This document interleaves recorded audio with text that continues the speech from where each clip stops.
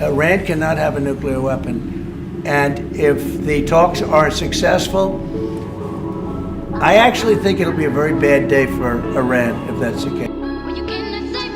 In my last video, I stated that I honestly do not believe President Trump will go to war with the Islamic Republic of Iran. There are too many negative variables that suggest that a war between the U.S. and Iran may not go the way that those counseling President Trump think.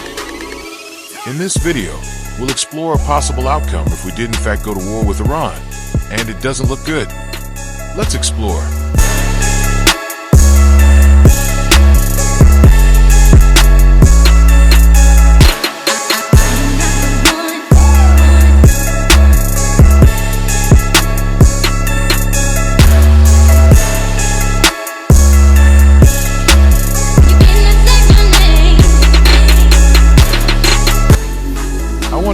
Portion of the introduction from my book, which will segue into what I want to say in this video.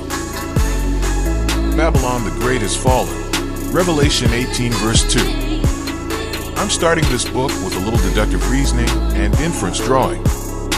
Empires have their time in history, but they will decline, fall, break up, and die.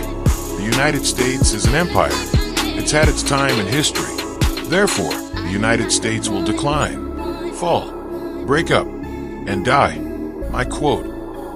This may be a bit simplistic in its presentation, and a bit much for some to fathom, but it's a fact. The United States is in terminal decline, and already in its last throes. Its international and geopolitical realities are on its deathbed, and it's already in a political, economic, and militarily chaotic freefall, and is about to fall off a cliff. So what is calling the United States an empire and saying the death, breakup, and fall of the U.S. empire have to do with possibly going to war with Iran, you might ask? Well, all we have to do is read history. Italy. In an attempt to steal more land, natural resources, and expand Italy's colonial African territory, fascist dictator Benito Mussolini invaded Ethiopia. It didn't quite work out the way Italy wanted it to, as its forces were beaten by Ethiopia. Twice. Italy did not collapse right away, but certain factors leading up to and during the Second Italo-Ethiopian War and World War II led to the collapse of the Italian Empire. Some of those factors included an overstretched and weakened military, Italy's economic decline, political corruption and instability, and social unrest and revolt. France. Just like their Italian colonial counterparts, France is in pretty much the same declining boat. They colonized and held different peoples, places, and resources against their will around the world. Now the chickens are coming home to roost. Take Africa, for example. France still has colonies in Africa. They named their colonies France-Afrique, a pejorative phrase which denotes a neo-colonial relationship between France and its colonized African peoples. But like everywhere else, those colonized peoples are kicking France out of their countries. The latest nations to do this are Mali, Niger, and Burkina Faso, and it's causing France to experience their imperial decline in real time. Like Italy, certain factors led and are leading up to the collapse of the French Empire. Some of those factors include an overstretched and weakened military, France's economic decline, political corruption and instability, and social unrest and revolt. Britain. The British Empire declined because it couldn't maintain its hold on its colonies after World War II due to several factors. Those factors were eerily similar to Italy's and France's, namely, an overstretched and weakened military, Britain's economic decline, political corruption and instability, and social unrest and revolt. They used to say, the sun never set on the British Empire. Now it sets every 12 hours. NATO. Although NATO isn't a nation-state in and of itself, it is supposed to be an alliance comprised of 32 European nations and North America, and was created in order to provide a political, military, security, and cooperation entity in the Northern Hemisphere. Nothing else. But what NATO, which stands for the North Atlantic Treaty Organization, really does is help provide cover for these nation-states to force their political military ambitions on Southern Hemispheric nations. And that makes it a de facto empire. And like other empires, it is suffering from the same key factors: an overstretched and weakened military, NATO's economic decline, political corruption and instability, and social unrest and revolt. The European Union. Like NATO, the European Union is a European organization that governs economic, social, and security policies to 27 European countries. Also, like NATO, it finds itself meddling in the business of countries that are not a part of them.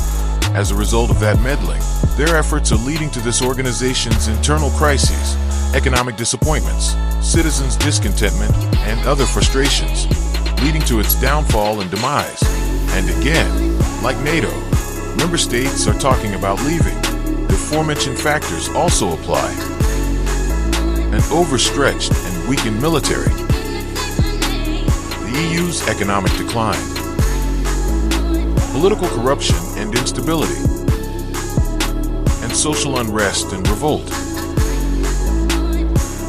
The United States.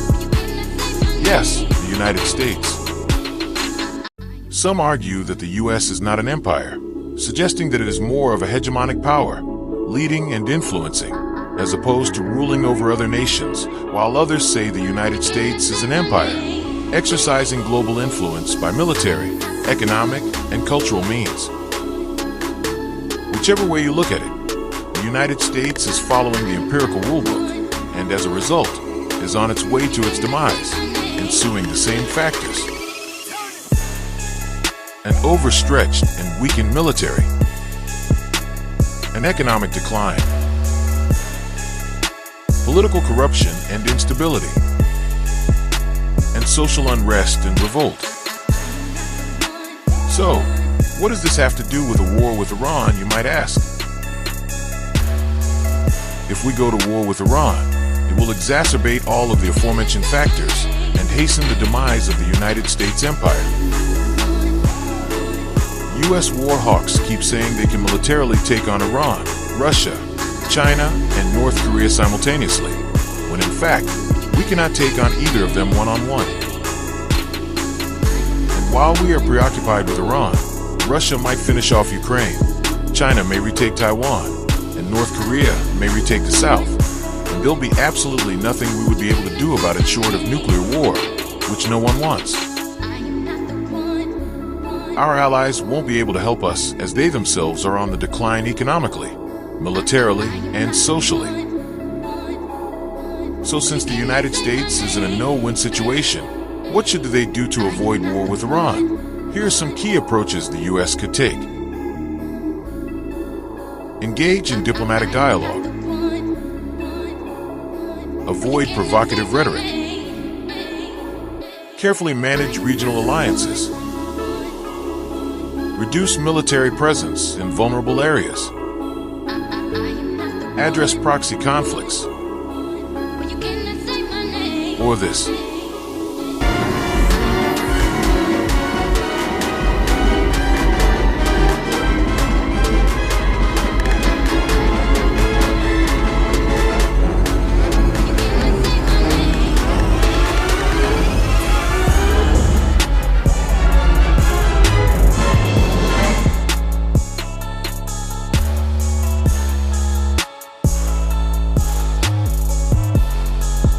Greetings,